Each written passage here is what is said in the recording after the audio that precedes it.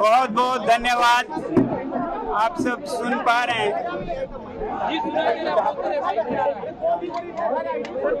धन्यवाद।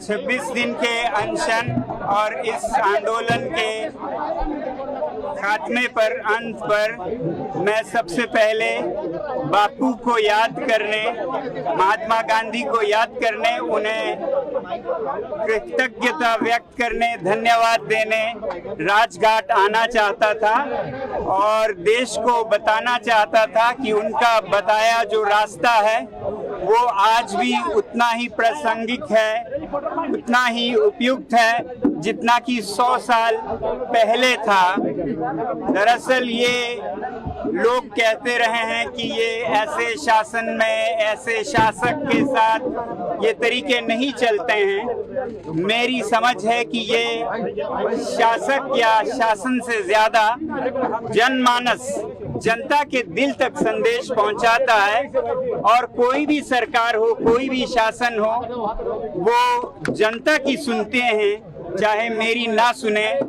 या आंदोलन जो करते हैं उनकी ना भी सुने। तो ये जो उनका तजुर्बा था, एक एक्सपेरिमेंट था, उसे फिर सफल होते देखा मैंने।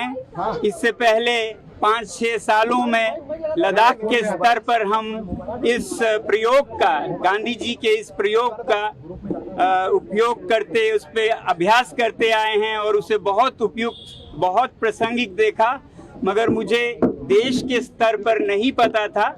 और इस बार मुझे ये तसल्ली हुई कि ये आज भी देश के स्तर पर 100 साल बाद भी और शायद 100 साल या 1000 साल बाद भी प्रासंगिक रहेगा। इसीलिए मैं भारत की जनता और विश्व की जनता से यही कहूँगा कि वो बापू के दिखाए हुए शांति के रास्ते पे ही अपनी व्यथा, अपनी फरियाद सुनाएं और उसका हल जरूर होता है। देर से होता है मगर अंधेर नहीं होता है, ये हमने देखा। एक बार में आप सफल हो जरूरी नहीं है, मगर अधिकतर आप सफल होते हैं अगर इस रास्ते पे चलते हुए खुद को पीड़ा दें, खुद के शरीर पे पीड़ा लें और किसी दूसरे को पीड़ा ना लें, तो वो किसी भी कठोर से कठोर दिल को भी पिघला सकता है। ये हमने फिर देखा है।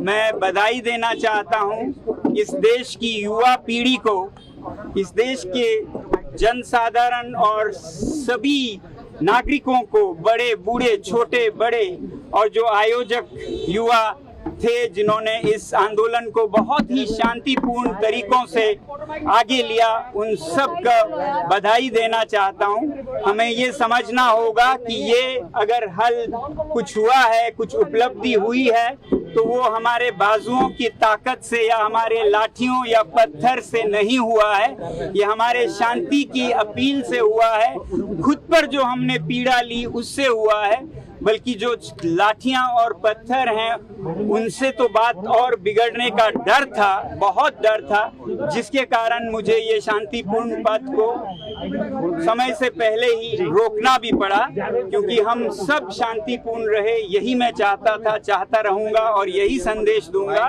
कि ये प्रयोग बहुत ही सफल प्रयोग है। आज के भारत में भी, कल के भारत और विश्व में भी इसी पथ पे हम चलना चाहेंगे और देश को भी यही संदेश देंगे। इसीलिए हम यहाँ पर प्रणाम करने, उन्हें याद करने आए हैं। सर, पूरा जो जर्नी रही, सबसे बड़ा इसमें अध्याय रहा कि धर्मेंद्र प्रधान का इस्तीफा हुआ। आपको क्या लगता है इस्तीफे के बाद अब ये सिस्टम में वो सुधार जो जरूरी थे वो हो जाएंगे? इस्तीफे पर क्या कहना है सर आपका? पूरी उम्मीद है, वरना इस्तीफे का कोई मतलब नहीं है। इस्तीफा एक शुरुआत है, इसके बाद कबूल होने के बाद इसका इलाज हो तो हमारा देश एक बेहतर देश बनेगा, जो कि मेरे ख्याल से शुरू हो रहा है। अभी इस पे चर्चा चल रही है और मुझे उम्मीद है एक बहुत ही सकारात्मक चर्चा के बाद देश के लिए जो भी उपयुक्त हो उसे अपनाया जाएगा और प्यार मोहब्बत से हम एक बेहतरीन प्रणाली को अपना पाएंगे। सर, आज बिल भी लाया जा रहा है सर पार्लियामेंट में बिल भी लाया जा रहा है। बहुत अच्छी बात है, अच्छी बात है। उस पर चर्चा हो और चर्चा के बाद जो भी उपयुक्त हो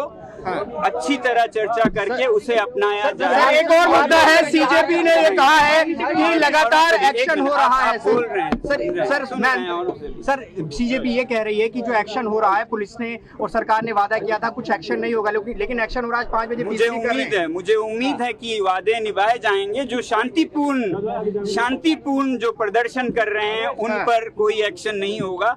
अगर शरारती तत्व हो जो साफ शरारत के लिए कर रहे हो तो हम ये नहीं कह सकते हैं कि कहीं भी कुछ ना हो और कुछ भी हो, मगर ये बहुत साफ करना चाहूँगा कि शांतिपूर्ण प्रदर्शन हमारा संवैधानिक अधिकार है, उसको आदर किया जाए।